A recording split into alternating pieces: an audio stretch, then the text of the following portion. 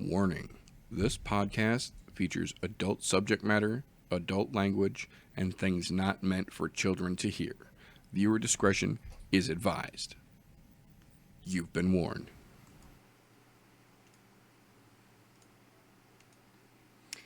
Live, ladies and gentlemen, here on the I'm No Joe YouTube channel, the show where every armchair quarterback can feel like an Eddie Bravo. Now, I do have to say, first and foremost, self-quarantining is not an issue for any of us. We have been social distancing since before it was cool, so everyone here on the I'm No Joe podcast is A-okay. We encourage everyone to remember to wash your hands and wipe your ass sparingly in this time of TP shortage across this great nation of ours.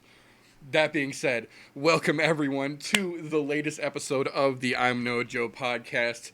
Unlike some things in the world of combat sports, we here at the I'm No Joe podcast are going to struggle and trug along through these times of pandemic struggles in the world of the words that we can't say because YouTube will nip us in the nuts harder than it already has right now because it's all run by Skynet right now, apparently. Things are fucking crazy. But before we put the tinfoil hats on and we get too deep into it, let's take it around the room here and welcome these wonderful folks who have decided to take their quarantine time and spend it here with us to talk some shit and bring us a nice show for you wonderful folks. First and foremost, this new kid that decided that he wanted to come and hang out with the, the grown-ups and, show his whiskers are sprouting in and everything. This, what is Arnold J? Arj? Is that his name? Sounds pretty close to me. Who knows? RJapes. RJ. Ha ha ha ha ha ha ha ha! You guys, real funny. Thanks for coming back, brother. It's been a minute. I know, dude. I finally got all my shit taken care of and everything handled. So it's good to come back. And what the week to come back, talking about social distancing, man, I've social distanced a lot. I'm telling you. Yeah, like fucking, it's good to come back, and earlier today, somebody was talking about YouTube algorithm. Let's see if this young face right here comes back with a, do you have any minors on your fucking podcast? It would not be the first time. Balls. It would not be the first time that babyface ears has gotten me a "Do you have children in your video?" question from YouTube. So fucking minor work wall fucks. Thanks for coming back, brother. Any fucking time, man. Good to be back. Oh, absolutely. And then across the wheel from that gentleman right there, we have the freshest guest that one could ask for, Mr. Fresh 03 himself. How are you doing, sir? Doing all right. I am off for a week, so now I should be in Iceland right now, but I'm here to talk about all the things that aren't happening. This is true. Unfortunately, you aren't in Iceland, but fortunately for us, that does mean that we get a little bit extra fresh time. So thank you for spending your now freed up time with us, sir. We appreciate it. My pleasure. And then across the octagon, as it were, from myself, more often than not, my combat compatriot, my shit-talking stepbrother, my Wednesday night homeboy, Golf T Vapes. How are you doing, good sir? Kind of pissed off that there's no shows, but not a whole lot we can do about it. Except for, sit back and suck it up, buttercup, and keep myself in my own little small space here until the rest of the world decides to get their shit together. That's right. Unfortunately, that is going to bring us directly into the main focus of the show today. Unfortunately, in most situations, we would have a glorious title for a big event coming up this weekend or for the multiple events that we've got coming up in some of the busier weekends we've had lately. And unfortunately, in the current state of the planet, with the thing that is going on, which we cannot talk about, like Voldemort, the vast part of the planet, not just the country, has been shut down or at least temporarily, air quotes, closed for public gathering. every state in the U.S. has now had situations pop up, so there is no place in the U.S. that does not have some sort of restriction on public gatherings. Pretty much every state at this point has dropped it so low that most places are 10 people or less, which means that even bare minimum fighters, refs, and cornermen, you couldn't put on a fight in an empty building and still be within the safety ordinances in pretty much any state, unfortunately. That brings us to what we would ordinarily be talking about this upcoming weekend's UFC originally planned, then unplanned, then replanned again, and now unplanned for a second time. UFC Fight Night on ESPN Plus 8 / UFC Fight Night 171 / UFC Fight Night London, semicolon, Woodley versus Edwards. Unfortunately, with such a glorious name as that, it has been pulled as well, because now even over in the UK, they are dealing with instances of this particular situation that not only has put the UFC London card on hold, has also put several Bellator cards on hold. It has also put an LFA card on hold. It has also put a Cage Warrior card on hold. Basically, long story short, the UFC themselves have indefinitely postponed every scheduled card as of right now, as of March 19th, every scheduled UFC card until UFC 249 is officially on hold. And even then, we just learned the day before yesterday that New York has officially put the kibosh on UFC 249 taking place in New York due to public restrictions of social gatherings. Dana White actually came out this afternoon and said, regardless, come hell or high water, he will find a place for this Tony and Khabib fight to happen. And if anyone doesn't believe him, please feel free to make an actual Las Vegas bet with him. He is taking all comers. Apparently, that fight, knowing the cursed history that it has, Dana is willing to put the fucking line in the sand out and stand behind it, which, as weird of a fucking place as it is, it's nice to see Dana have some balls on something lately, as soft as he's been on everything going on. So we'll see how that plays out in the next coming weeks. But as of right now, the London card from this weekend, the Ohio card for 2 weeks from now, and the Portland card for the weekend after that have all officially been put on hold. Everything up until April's UFC 249 card, Tony versus Khabib, has officially been put on hold. As of right now, Bellator has officially put all fights until sometime in April. I'm using air quotes for those who are listening. Sometime in April, when things appear to be clearing up.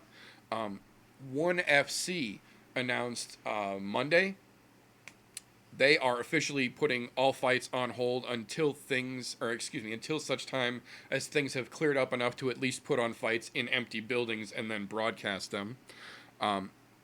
We had news all the way up until this afternoon that the only one out there willing to soldier through organization-wise, that was willing to stand up to this crazy Mexican beer infringement we've all been dealing with as a society now, Bare Knuckle Fighting Championship, was like, no, fuck that. Chris Lieben is still fighting. We are still putting on a show. Shit goes together. We're moving forward. We'll empty stadium. We don't care. We've got it. We're doing this. And then about 3 hours ago, we got the official word that while they had all intentions to go through with the BKFC 12 card on April 8th, it appears at this time there are no places that they could move that event to, and the original scheduled place will not allow them to put it on because they as well are under that 10-person public ordinance right now. So, unfortunately, we both had and then lost BKFC 12 in the midst of this craziness that we are dealing with as a planet of suddenly starved MMA fans. interestingly enough, speaking of the cancellations from this weirdness that is going on, we did find out a strange one. As of right now, we have not found out officially, one way or the other, whether this weekend's UFC London fighters will be paid, because they had all flown and were all already in London when the announcement was made that that show wasn't going to be happening either. So we haven't still officially found out one way or another. We are Schrodinger's paychecks, if you will, for the UFC fighters from the London card. But we did find out right out of the gate the Brave FC organization card that has been canceled that I mentioned earlier. They officially announced yesterday none of those fighters, ringmen, referees, anyone that was already there for that event is receiving pay. They are considering that a canceled event, thus nullifying any contracts for that. And that, I can guarantee you, is going to start some shit. Especially in a time where even if the UFC doesn't take care of everyone from London, we still had Scott Coker last weekend setting the example when Bellator 241 got shut down and every single person, ring girl, referee, everyone got paid. Fighters got, at very minimum, their show money. Most fighters got win money as well on both sides, even though none of the fights actually took place. So as fucked up as it is to see Brave FC be the far extreme of the assholeship during these trying times we're dealing with right now, we do also still have Bellator on the other end of that pendulum, being the beacon of what you should be doing if you want both the fighters and the fans to stick with you through the shit that we're dealing with right now. So,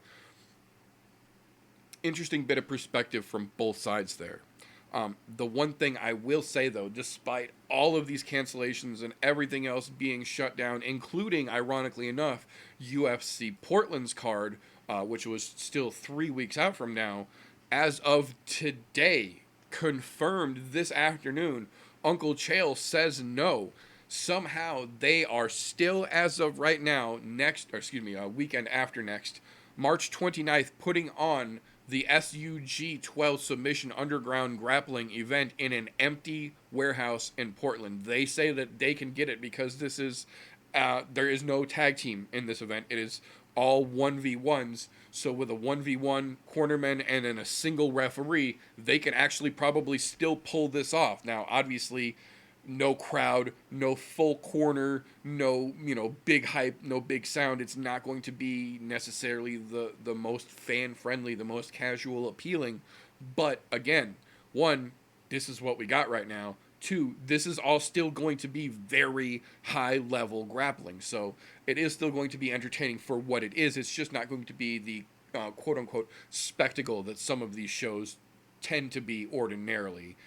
Which, again, we got to take that with a grain of salt, because if this is how we're going to have to deal with things from now on, at least they're going forward and trying to find a way to give us something, and it's still high level. They're not just putting together bum fights in a fucking basement. So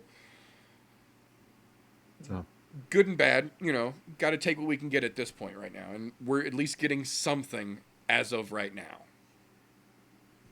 Knock on wood, nothing happens to any of those guys. Better than nothing. We got to take it where we can get it right now. And Yeah. I'm still showing Cage Warriors 113. Cage Warriors 113 is going to be taking place this weekend. Everybody made weight. Interesting. I thought I literally just saw this afternoon that they had called it off. Isn't that the one that Darren Stewart is supposed to be headlining on short notice? Yes.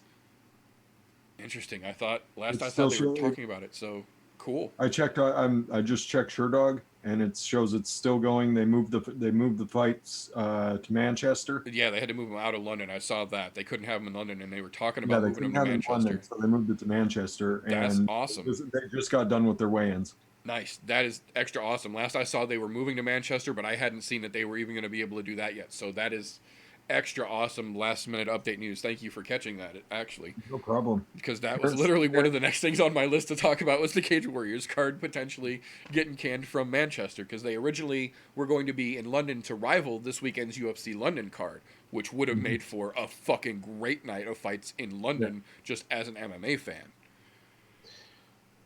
I need to backpedal a little bit here. Go right ahead. I was just letting you go, get your flow, but I just want to say we're looking at try number 6 coming up because I have this feeling that they're going to cancel 249 as well.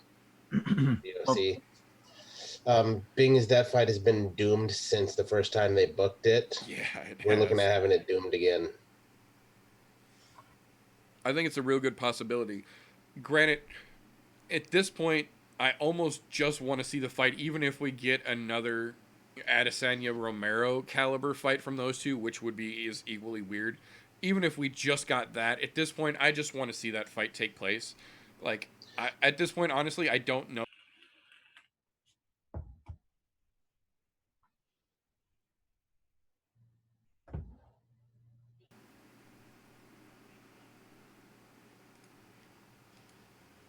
Okay.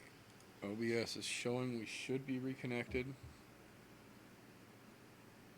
it is RJ's fault. It's all RJ's fault. There we go. Okay, let's see. Where were we? Hooray!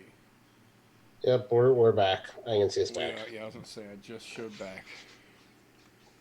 Right. So where was I? Oh yeah. Or where do we freeze at? That's a better question. That Clayton is a was good the first question. one. We don't normally interact with the crowd, but how the hell is? Where were Hi, we? everyone that's in the crowd, and thank you for letting us know that it freaked out because I literally looked over, saw that, and then looked at OBS. OBS just freaked the fuck out for whatever reason. So, thank you to those of you who are live with us. I absolutely appreciate you more than ever. Thank you so much. The Says bad we part, froze yeah, I don't almost know 10 minutes ago. where we froze at. 10 Unfortunately, minutes here. ago. Yeah, I pulled the timestamp up. It's almost 10 minutes ago. It is at 10:15 was where he says we froze. Okay, so I'm going to go back just for a little real quick, just the last two things that we talked about, because I'm not sure how much of that you guys actually got to hear. One thing that I did hear about this week was in a in speaking with Ariel Hawani this week, Owen Roddy said that he anticipates seeing Conor McGregor face off with Justin Gaethje during International Fight Week in July, barring anything currently going on from preventing that fight or that card taking place. Knock on wood for that. And then the other thing after that was we had Luis Smolka come out and suggest that some fighters, some gyms, some organizations start to set up some type of a subscription-based streaming service to stream some of their sparring sessions, not just the regular training and regular grappling and exercises and shit and whatnot, but actual. Most gyms have legitimate boxing rings, and some even have actual full MMA octagons where they will do actual rounds of hard sparring and training in. And I think in a situation like that, like in a Jackson Wink or an ATT or a Longo Sarah gym, even perhaps, we set up a good camera and we get some type of a streaming broadcast from those guys as they're doing their legitimate hard sparring, or not even really hard sparring, just sparring in general, but legitimate sparring rounds, I think could be kind of substantial, understandable supplement for their income in these times where we don't really have a lot on the horizon until sometime this summer, really. I just think that it's a bit of a slippery slope. We have to be careful with how far we let this get because we don't want fighters sparring in their gym to become the new cam girl. Like, we don't need a chatterbait of MMA guys wrestling. That's just weird. And my one thought on this is how many of the fighters, especially with folks that have something coming up, would be willing to actually let someone in to film these sessions. Well, and that's the other side of that coin. Or even setting their phone up in the corner, fucking dirty YouTube style. Right. And recording it like that, just because you might get some sort of an idea on what a game plan is or something that the person's been working on. Somebody might learn some calls. Flip. So if the gym, like if the different gyms sign people up to take, and somehow the companies that employ these people are okay with it, have them show like quick roll session or something like that. Right. where they're like working through the basics, and fans could go, fans of grappling could go in and watch and see, this is the mindset when you get into this type of move. This is the counter. This is what we do. That I think it would be awesome to be able to get to see stuff like that. But once again, what's the chance of someone letting you into their camp? Yeah, exactly. That's what I was going to say. Is that's the other side of that coin. Is that on one side, I do understand, especially with the UFC guys, how their contracts are locked down. They can have some smaller sponsors, but not anything that they can wear to the octagon. Only certain things that they can do outside of the UFC, regular Reebok and whatnot promotion, Modelo and shit. There are some things that fighters are allowed to do, but they're all smaller things, and they can't anything be worn to display those sponsors going into the octagon. Only the Reebok kits and shit. So I can kind of see how, with no fights on the horizon, that would be an acceptable supplement. But like you said, that's the other side of it, is that now you're talking about letting cameras into your camp, and guys could learn some of your tricks that you only use in the gym to help keep yourself sharp, or they could pick up on some of the things that your coach is calling out to you and learn what your combinations could be to better potentially fight against you, or have someone in their camp fight against you in the future too. So it's kind of it's really a double-edged sword, even in these weird times that we're in. To me, honest, it's a all-around terrible fucking idea. Don't get me wrong. The idea of fighter getting paid somebody to come and watch them spar, whether it's via internet or whatever, it's a good idea. Pays their bills, pays their gym dues. That part's fucking fantastic. The other part of that, though, you're literally letting anyone in your weight division that you may possibly have an upcoming fight with, or be fighting in the future at some point, have access to what you're doing in the gym. Yeah. That is a fucking horrible idea. The only thing that you should be giving people access to is the fights you've already had, because you really don't have a choice about that. Those are out there. But not what's going on in your gym. That's just a fucking horrible idea. Even at let's say we're limiting it to like a 10-minute session that you get to watch. Still fucking terrible. That's 10 minutes of film you can pick apart in the gym. Yeah. So like I said, you might, like Meter was saying, like I was saying, you might pick up something that somebody's calling out, something you've been working on, like, oh shit, I didn't know you could throw a flying knee like that. Yep. I didn't know you've been practicing twisters by watching YouTube videos. Yeah. Oh shit. Right. Spinning back fist, you never broke that out in a fight before. Right. But a lot of things nowadays that people are fucking going to, like they'll talk about, like, we never fucking tried this in sparring. We never did this before. It's something I just did. Yeah. Like a lot of like the big knockouts are just random. Like, hey, let's give this shit a shot, because everything else I'm doing is not sticking, not landing. Yeah, when people depend on that live money, though, something's got to give. Something's got to give as far as these promotions. Yeah. And as far as the government goes, something's got to give there too.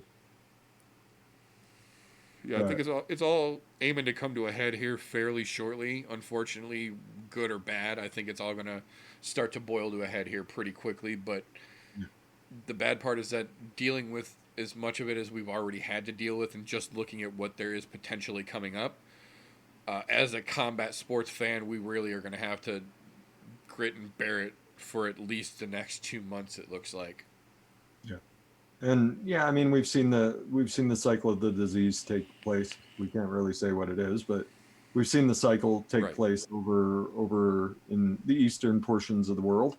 We won't even say exactly where. Right.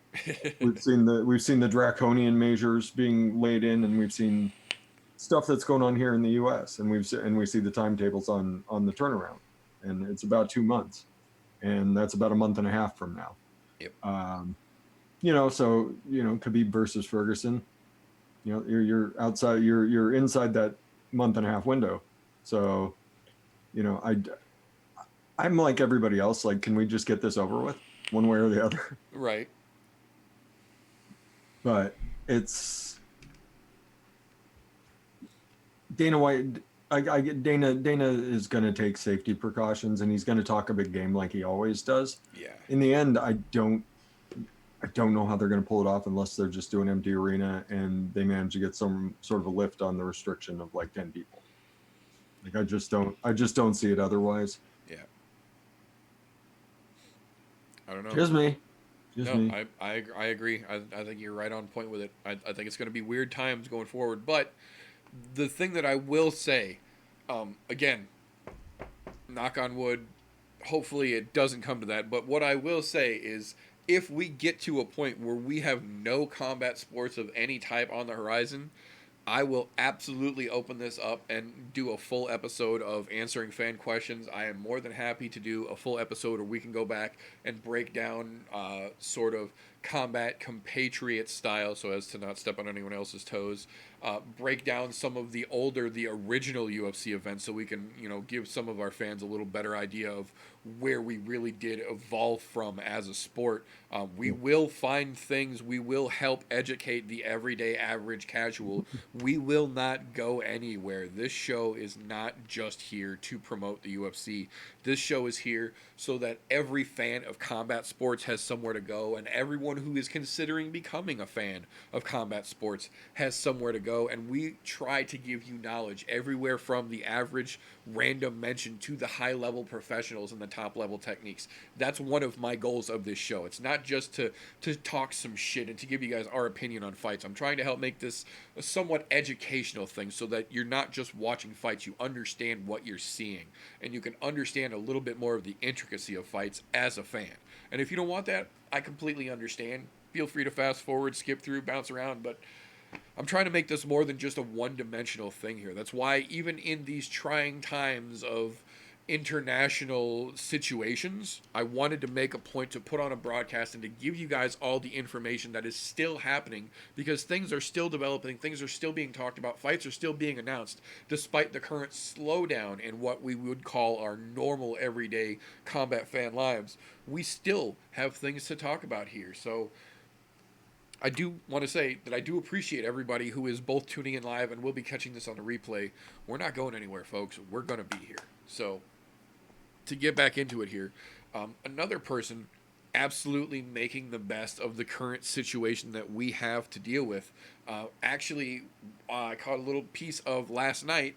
The blessed one himself, Max Holloway, has actually started doing some video game streaming in his downtime, following in the footsteps of the likes of Mighty Mouse and other folks like that. That is absolutely one of the other avenues that the UFC doesn't seem to have any issues with, that I think is fantastic, because not a lot of people might know if that's not particularly your cup of tea, but when you're playing a video game and not focusing on an actual physical fist fight, you tend to be a little lower on your guard and let a little more slide through. You tend to be a little bit more of your natural self, I would say. Our very own casual is quite known for that. She's actually overdoing that right now over on Twitch. If you want to go toss a Prime to your Twitcher, if you have Amazon Prime, you get a free Prime subscription to any Twitch partner broadcaster. Feel free to go catch our casual Lumi1992 over on Twitch and give her your free Amazon Prime subscription if you haven't done so yet. She would appreciate that, I'm sure. But Max Holloway is the latest, it seems, to take a full jump. I know he has done some video gaming and talked about it in the past, but he actually had a full-on YouTube live stream going of him video gaming last night, said that he enjoyed it. He's probably going to try and do a lot more of that in the future. So if nothing else, I think that is actually a very acceptable, especially in a situation where we're talking about versus video broadcasting your fucking sparring sessions. I think that is a very acceptable alternative income for a lot of fighters in these times. Oh yeah, and you've got quite a few that are doing it already. I mean, of course, you named Mighty Mouse. Stipe does it. Occasionally, I see Wonder Boy is on there. The Rowdy stream. Yeah, well, yeah, that one took off like a bat out of hell because we knew it was going to anyway. Yeah, I was going to say, we called that one. I mean, the same day we called it, it was going live. It skyrocketed. No, but there's plenty of them. I mean, shit, I went myself and I've watched Mighty Mouses a couple times. Yeah, same. I've never been awake to or coherent enough to watch one of Stipe's, but I would love to go see Stipe's because he's a colorful individual anyways. So right. Well, Um, and on that note, I try and make a point to say it all the time, and more than just saying, I try to actually act it and put it into practice. Even if I don't like someone, I still try to give credit where credit is due. And despite me not giving a flying fuck if horrible things happen to this particular individual, I do have to say Sugar Sean O'Malley has done a good bit of quote unquote semi professional video game playing and has raised several $1,000s that he has donated all to charity. So, despite being kind of a douche canoe in real life as a person and a very strange fighter to say the least, he is in his spare time still doing some semi professional, air quotes, video gaming and donating all of the legitimate thousands of dollars he's winning to charities. So, there is that as well. he is a pretty charitable guy. I mean, there's that bit that I think it was Ariel Hawani or Brett Akamoto had with him, where Right. apparently when he signed his deal with Reebok, he bought a bunch. They gave him $10,000 to spend however the hell he wanted, and he bought kids shoes, Yeah. like grade school size kids shoes, to just give away to kids in need in his local area. And he still got a bunch in his garage, but gives them away as he sees fit when he sees a kid that really needs them or somebody's hurting. So I'll give him that. He is charitable. He's kind of an odd duck, but he is charitable.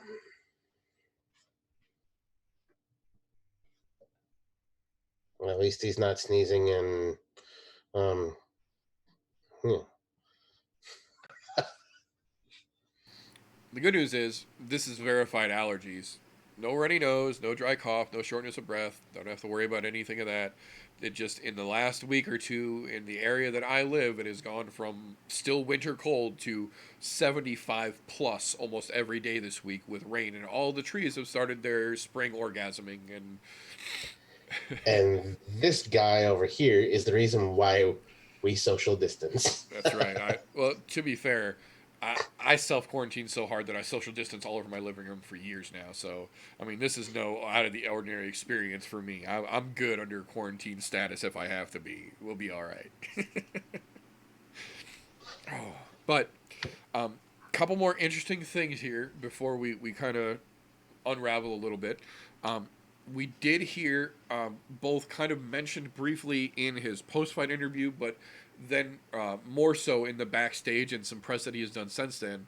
It turns out that Damian Maia says he just really wants one more good fight on his terms, and then he's going to hang it up. He realizes his shelf life is approaching near. He's not trying to be that guy who hangs around way too long. And he, to be fair, is far from being soup can status, but he is absolutely one of those that we talk about. He's on the back nine of his career, still legitimately one of the best of the best. This last weekend's fight did not obviously go his way. It was a weird fight unto itself. I absolutely encourage anybody to go back and watch the weirdness that was UFC Brasilia in the empty stadium. The whole event was just there was a whole feeling to it. You could tell that this was the beginning of things getting a little bit weird in the world of combat sports as things are starting to evolve now. But basically, I thought it was a fairly entertaining fight. yeah, no, it was absolutely entertaining. It is not quite how we thought it was going to go, but the whole event kind of didn't really go how we thought it was going to go No. either. I have a feeling that empty stadium had as much of an impact on the people there as it did for those of us watching it, because there was absolutely a little bit of a vibe about it. The other thing we did here, as a result of the empty UFC Brasilia event taking place, in the post-fight interview backstage, not in the ring per se, Kevin Lee did say that after his latest loss to Charles Oliveira in one spectacular fashion, he is, and I quote, going to take a few years off before he decides whether he is going to come back to MMA at all or not. So it appears that the ass whooping that he just got from Charles Oliveira, and it was an ass whooping, might have been the one to click that little light bulb above his head for him and make him realize that he's not as good as he thinks he is. And this game plan in his head of him just rushing up to the top is not realistic, even with someone as great as Faraz Sahabi and George St. Pierre in his fucking corner. He's not going to just rush straight up the fucking mountain like he thought he was, and it looks like he might actually be stepping completely away from MMA after this. I will say, I never wish a fighter that much ill will.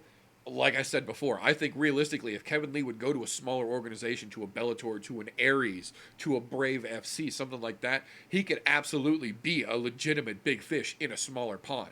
But for the level of competition he's facing in the UFC, he just is not there. And for whatever reason, it didn't seem like he could really grasp that all the way through what has subsequently might have been his entire UFC career now.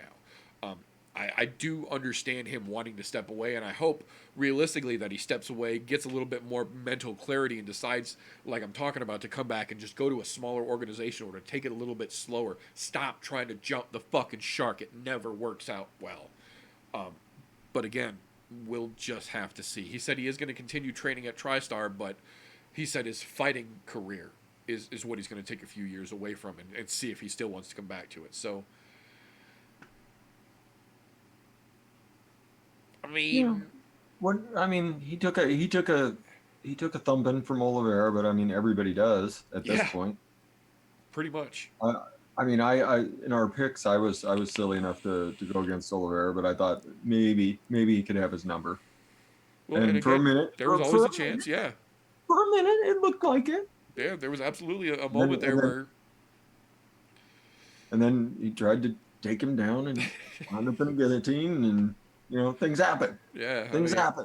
And your Oliveira picks do don't, what your picks Oliveira don't go do. all the way that you were hoping. Yeah. But Yeah. yeah, I mean, I you know, hopefully he goes and he gets his head clear and, you know, comes back with a different perspective on the game. I mean, I don't dislike him. Yeah, not a lot. He's an exciting fighter to watch. He's got a really friendly pay-per-view style, you know.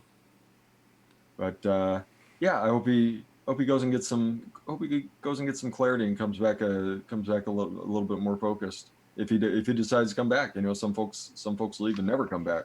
Yeah, Decide absolutely. it's not worth it.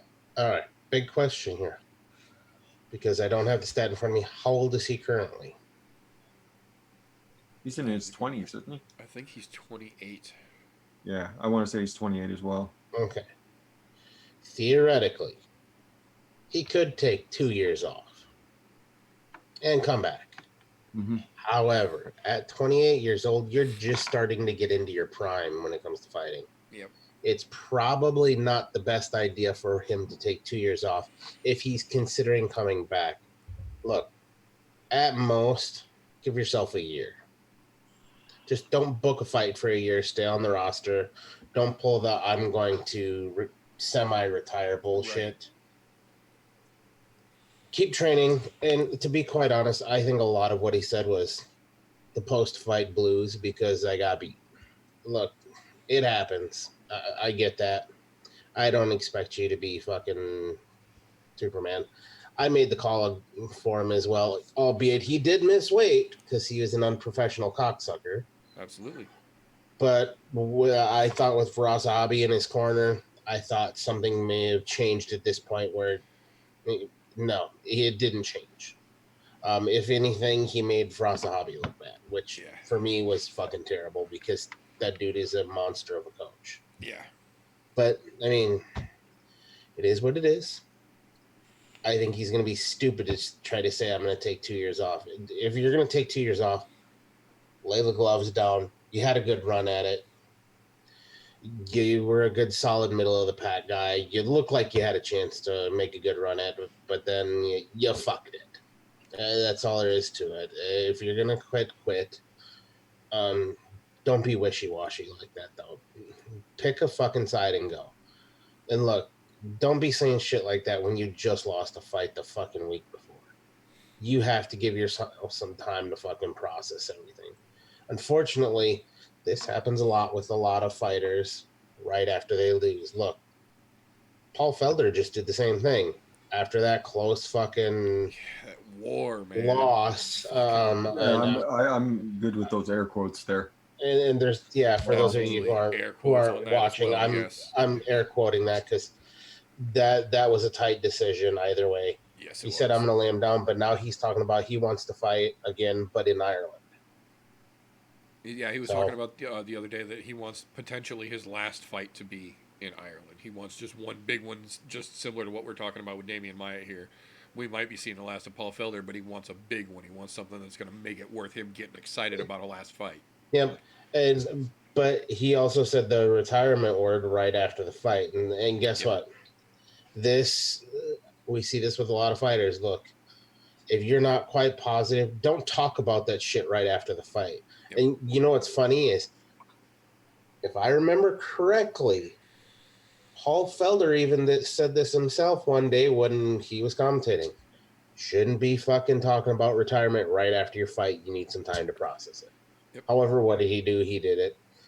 Lee's doing the Yeah, same I thing. mean, he didn't come. To be fair to Paul Felder, he didn't come out and say retirement. He came out and said, "I don't know what's going on. I'm going to go talk to my family." Yeah.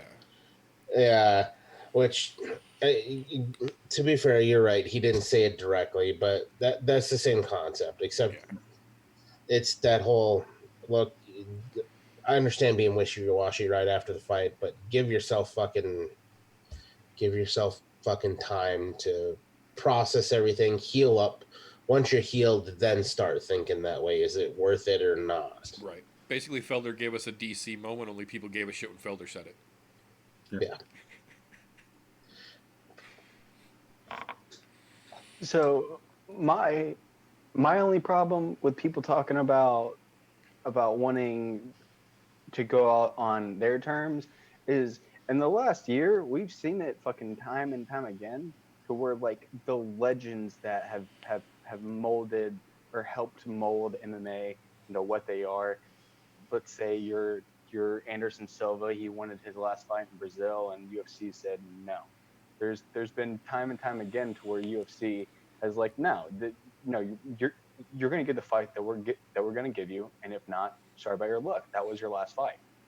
So I don't know if if them making a demand with how small they are in a big pool, I don't know if they're going to get their way exactly, because they've turned down people that have helped mold MMA to what it is now, and these people have gotten into MMA in the middle of it being the one of the biggest combat sports in the world. Yeah. So making demands like that, if this is my last fight, I want it here. I highly doubt you're going to get your way. Dana and the staff is going to tell you your last fight if you're talking about retirement. Felder might get his way. If anybody Yes. would get their way, it might be Yeah, I Paul would Felder. think so. But yeah, I mean, you're absolutely right, RJ. I mean, it's the business of MMA. You know, we're going to put together the best fight possible. This is the best fight possible we see for you right now. This is the fight we can legitimately give you. You can't go out on a title shot. You can't go out on the card that you want, because we've already got that card filled. You know, who are we going to bump? You know, these people that are going to be around for years, or you.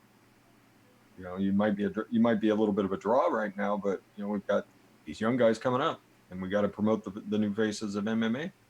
So it is what it is. It's all a business. I mean, you see it in every sport. You know, if in every sport, I mean, if someone takes some shit personally, like, you don't understand the sport you're in, you don't understand the business that you're in. Like, you used to do this for fun, now you're doing it professionally, and Right. it's a business. Yeah, it's a You can different still thing. have fun doing what you like, but you have to understand this shit's business. So Well, that and the other side of that is we're at a point now in combat sports that is, air quotes, old as the sport of combat sports, as ironic of a term that is, as old as combat sports itself in what we consider the modern terms actually is. It's really only 30 to 40 years old as a quote unquote sports genre. Realistically, to be as far as we are is one thing, but you have to recognize that still, as quote unquote old as this sport is, it's also still new enough that the Hall of Fame induction announcement from last week was John Jones versus Alexander Gustafsson 1, a fight that took place during the active champion's career. We had Clay Guida versus Diego Sanchez entered into Hall of Fame, while both Clay Guida and Diego Sanchez are still actively fighting. we're at a point where we're both old enough to start developing as a sport and still young enough to where some of the guys who are still actively fighting are being inducted into the Hall of Fame for things that they've done already. So it's kind of a mixed bag, if you will, when you look at it that way. It's kind of hard to be able to say, well, that's going to work out for you because you've done X, when we've got such a double-sided coin of combat sports these days, I think. But moving along from there, we did have an announcement this afternoon with the most recent contract signing over on the opposite side of the UFC cards. We now have a dueling couples competition, as it were. There are now not one, but two couples in the world of combat sports who will now have competed on the same card. A couple cards ago, we got to see Mark and Montana De La Rosa in the UFC fighting as potentially the first married couple to fight and win on a card together. It didn't work out that way, but they did fight as a married couple on the same card, which was interesting. Now, with the newest acquisition over in Bellator, we have Emily King and her husband both fighting on the Bellator. Well, I should say, they are scheduled to fight on what will inevitably be the next Bellator card, whenever that should happen to unfold itself. Theoretical next Bellator card. Yeah, the quote-unquote next Bellator card will put them as the Bellator equivalent of the De La Rosas over there, to be the first couple not only to fight for an organization, but on the same card the same night. So it's one of those weird niche trends that you didn't really think would be a thing, but you always kind of knew was a possibility in the back of your mind. And now that we're starting to see it unfold, it's kind of all right. I mean, we don't really have any WWE-esque, like, personas being put on as the husband and wife being a heel or anything crazy like that yet, but we also only have two couples as of right now. So there's still time to see it get weird. But for right now, I think it's pretty cool, and it's a nice trend to see. I think to see develop. Oh, I'd love to see like the one dude, like the husband's the face, and like he's trying to be the good guy, and the wife's being the heel, and Yeah, like it's possible, man. She walks away in the middle of the match, like she can't watch anymore. She's so disgusted by his good guy tactics. Yep, it's like it's Just totally plausible. Here in the corner, hit him in the balls. Right, twist his dick. The old dick twist. The old dick twist. Grab it, twist it. It's never bad, sure. That's right. Restrike that groin. That's right. Oil checks for everybody. Oh man, weird times we're living in. Just imagine the coverage something like that would get. It would be so fucking fantastic. Oh yeah, it would be spectacular. ESPN just rolling with these WWE style tactics. I mean, to be fair, if you're looking for a way to keep Steven Smith relevant in the MMA world, there you go.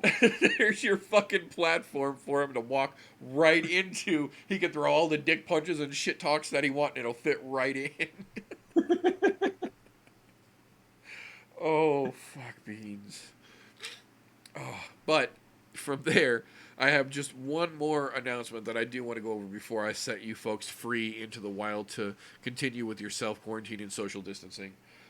Despite all of the weirdness and the pandemia that is spreading and influencing the globe at this current point, we did get an official announcement as of yesterday afternoon. Again, this is contingent upon the current circumstance not pushing anything prospectively too far out, and things can be recovered by later on in the summer into the fall. According to everything going as planned, we will see on September 12th the three-peat Canelo Alvarez versus Gennady Golovkin. That's a hell of a fucking name. Alvarez Golovkin 3, one of the few legitimate boxing matches still worth getting excited about. These two have had one of the greatest rivalries in current boxing era and are still both legitimately at the top of the fucking heap in their division in boxing. So despite everything still being kind of crazy, we still have fighters in multiple sports that are still looking forward enough to make sure that we will have something when everything goes back to quote unquote some sense of normal, whenever that may be. We'll see how long it takes us to get there, but regardless of how long it takes us, we will get there. September seems reasonable. Yeah, I think once summer comes and goes, everything should I start think- to develop some sense of normalcy. I think Mayish things will start getting a little bit normal.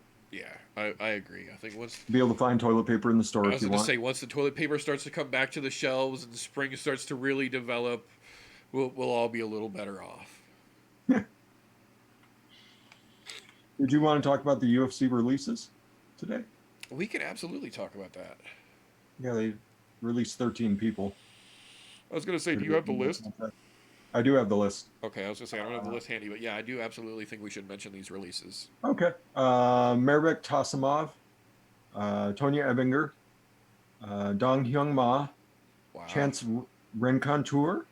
Chance Rencontour. Chance Rencontour, yeah, he was a young prospect wrestler that never quite turned out. Matthew Lopez, Cyril Asker, Yeah. Khalid Muratasalev. Khalid Muratasalev. I don't know if I ever saw Khalid fight. Don't know that name. Toledo Bernardo, Jody Escabel. Wow, they released Jody Escabel, huh? Yep, Jody Escabel's out. That was one of the ones that kind of surprised me. Wow.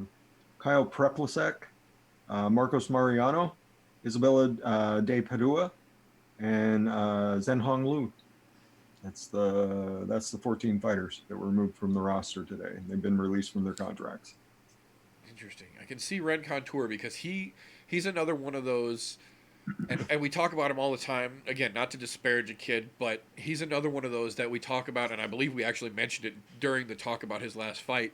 He came into the UFC with so much fucking hype around his name and so much just momentum behind him. And again, for whatever reason, the second the kid got to the big show and the fucking bright lights and the crowds got to him, he was never really able to perform. We did see some glimpses of potential in there, but for whatever reason, he could just never put it all together enough to perform on that fucking, world-class level. And it sucks, but again, he's one of those kids that's young enough. Take it over to fucking Bellator. Go to fucking Ryzen and juice up and beat the shit out of some fucking folks. Go to One, fight some tiny little fucking Asian dudes and get your technique down. There's still plenty of opportunities for some of these younger fighters. I think the one on that there list. There wasn't anybody, that was at the tail end of their career. Really, a lot of these folks were. A lot of the folks that were released were, they were, Understandable, 1, 2, 3, really. 4 fights. Yeah. Been around for a couple of years and. The one that surprises me the most out of that was the Dong Young Ma. That's what I was literally just getting ready to say. The only real surprising name on that list was Dong Hyun Ma. I get Tanya Evinger. I mean, again, props to fucking Zombie Mom. She took multiple fucking brutal beatings and marched forward through all of it. She's clearly a tough fucking gal, and I give all respect to her. But technique-wise and world caliber-wise, she didn't belong in the UFC. Dong Hyun Ma, on the other hand, really looked good every time we saw him out there, and even in the losses was never really a substantial bad fight on his part. It's just he got caught a couple times. Yep.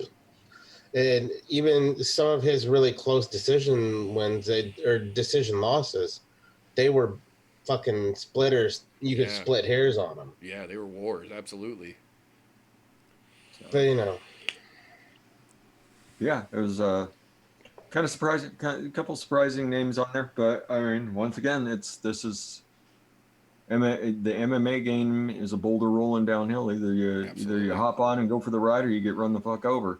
Especially at this point, where despite everything again currently going on, just in generally speaking, current situation removed, the world of MMA itself is at a point of momentum where we've talked about it almost every week lately, that almost every organization, regardless whether it's UFC, it's Bellator, it's Ryzen, it's Bare Knuckle, it's Valor, fucking Ken Shamrock's version, every combat sports organization that has established themselves out there is getting to a point where they are all starting to breed their own individual in talent, especially especially as much as I hate to fucking talk about it, the Contender Series, and thankfully they're still doing Dana White looking for a fight. Um, for my money, Dana White looking for a fight and the Ultimate Fighter are more beneficial for the UFC than the Contender Series. But the fact that we're at a point where all of these organizations are starting to draw in their own individual talent, it's not to a point where everybody's just running behind the UFC trying to catch whatever shakes loose anymore. Everybody's breeding their own generation of people for that particular organization or that style of fighting. As much as I love some of these legends, it's really starting to get close to time to shit or get off the pot for a lot of these guys. So I can absolutely see some of these, the newer guys who came in and were, supposed to be big shit, hot prospects, fizzled out. Hey, we ain't got time to keep fucking working with you, man. When you're back to top level, holler at us. They gave Yeah. David Branch 3 fucking tries. They gave Ben Saunders 4 different shots in the UFC. So it's not like you can't get back once you leave the UFC if you put the time in. But some of these guys, Yeah. Yeah, and Dong Hung Mia, I would not be surprised to see him back. I wouldn't be surprised at all. not at to see all. him. They're looking for someone to round out a card. He comes in and throws an ass whooping on somebody, and Right. there you go. So, but yeah, to quote Vince McMahon, we wish you the best in your future endeavors, right? Yeah, no shit. No shit. But that is all I've got, unless any of you gentlemen have anything else here. That's all I had. Is I was just looking through the list of people getting released. It's like, wow, okay. No, I got nothing. All Which right, is well, kind of a bummer. yeah, unfortunately, I agree. So before we run it around and we wrap it up here, I will say I did forget to do it in the beginning because it's been a hell of a week for everybody here. But if you enjoy the content that we put out here, we do this generally twice a week. I do want to take a moment to say that because we don't have a card to talk about, there will not be a What Did I Say show this weekend for me to recap anything that isn't going to be happening. But we will be back again next week to give you folks an update on all the news and the recent updates that have happened since this week and any potential future updates on the things going forward. And then as soon as we get back to a point where we can do our I'm No Joe podcast about potential cards coming up, we will go back to doing a What Did I Say show. For the meantime, though, I'm going to make a point to try and have this show every Thursday night as close to on time as we can get around here to at least keep you folks updated on the news going on and the updates going forward with the world of combat sports. But we do that both on YouTube in video form live Thursday nights, 9:30 p.m. Central Time-ish. When we get back to them, the What Did I Say shows happen on Sunday nights, 9:30 p.m.-ish Central Time. Every Friday morning, sometime early morning, once the I'm No Joe podcast is done, I download it into MP4, convert it into MP3, and then upload it to the all audio version of the I'm No Joe show, anchor.fm/I'm No Joe. So if these Instagram influencer level faces are just too much of a distraction for you, you can also get this in the all audio version so that you can focus on your task at hand. But I will say, if you appreciate what we do here, give us a thumbs up. If we give you some good point of views that make you think a little bit, subscribe. We do this every week if we're able to. If we really helped enlighten you, if we brought you the news that you feel you need as a complete MMA combat sports fan, share an episode. We're trying to grow this damn thing. On the other side of that coin, if we're just a couple of dipshits sitting around not knowing what we're talking about, self-quarantine ourselves a little too much these days, give us a thumbs down. We earned it, and I won't deny it. But that being said, I want to take a moment here and thank this new guy who decided to come on and grace us with his silent presence for most of it. But if at this point someone wants to know a little bit more about what's left of the Ohio Valley competition for MMA, how would they get a hold of you, RJ? I mean, one, it's really good to be back, and I'm sorry I've been quiet. I've been trying to handle shit with my computer and then with my job. It's fucking aggravating today. You're good. You're good. But it's just really good to be back. If you want to get a hold of me, RJ MMA official on Instagram. That's my newer Instagram accounts. That's going to be all of my MMA content. I'm doing some video editing right now, trying to do video editing right now to do like week to week updates on my MMA progression and all that. RJ Vapes on Instagram, and come talk shit, MMA, fucking anything you want, hit me up. Thank you for your time, sir. And now, to bring it around along from him, if someone just needs to know the easiest way to get a quick custard and then throw it away so they can keep their taste buds pure, how can they find out your recipe's fresh? You can find me. I usually do 3 DIY shows a week. I do DIY Tuesday, Friday, and Saturday, or Tuesday, Friday, and Saturday on my channel, and then I pop up all over the place. I'm on a ton of live shows, but I love to put the gloves on every once in a while, come in and talk some trash, and yeah, I actually kind of really like the idea of going back and watching a UFC, go and watch the original UFC 1, 2, and 3, and kind of reevaluate it through modern MMA eyes, and just kind of like, wow, that was really bad, or man, Hoist Gracie was good. Right. I think that would be one of the first things that I would do. Yeah, no man, shit. He was so good. Yep. Yeah. Well, we appreciate your time, sir. Thank you very much for coming this Appreciate being here, man. And then, as it were, somehow, at this point in the game, if folks just need to know where they can get the best cheese curds and the most efficient ass whooping in Green Bay, how can they get a hold of you, TJ? Right here, YouTube's Golf T Vapes, 9:30 Central Time, Wednesdays. And of course here on Thursdays, but then you can hit me on the Instagrams. I don't post on there, but I do read my DMs, so feel free to message away there, and I will gladly tell you where you can get a good deep fried cheese curd.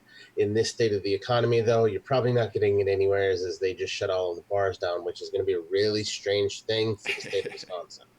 But I'm just saying, we're out there. I heard there are some in-basement bars around here, so Allegedly. you do need to know where those are. I might know a few. Awesome. Thank you very much for your time. I always appreciate your opinion, brother. And with that being said, folks, we are going to call that all for this wonderful evening. So remember, don't let ignorance stop you. You can root for anything.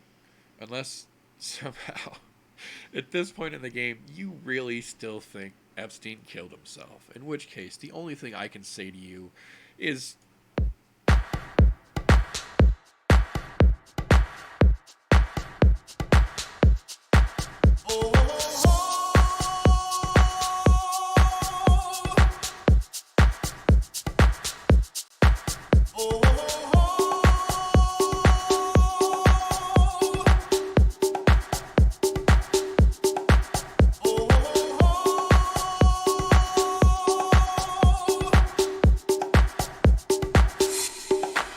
Everybody was kung fu fighting. Those kicks were fast as lightning. In fact, it was a little bit frightening.